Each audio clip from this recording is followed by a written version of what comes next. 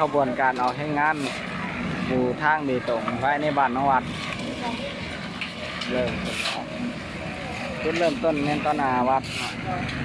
ระยะแรกในเชียวแต่ตาวัดไปจนห้อนห้องการระยะทางกับ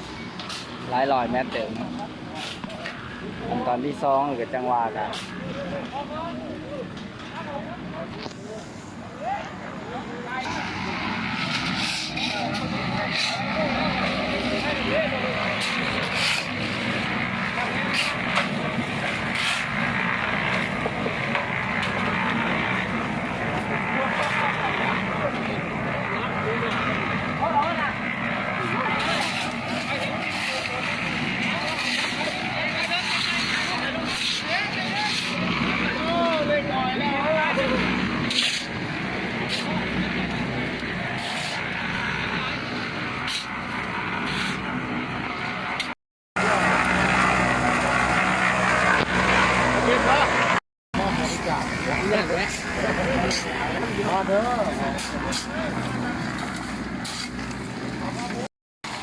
ใช่ไหมอัดนอนเนาะ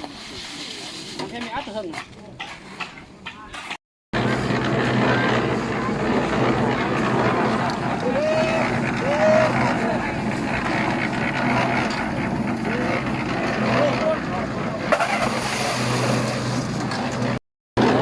เคยเห็นล้อบินแล้วเนาะ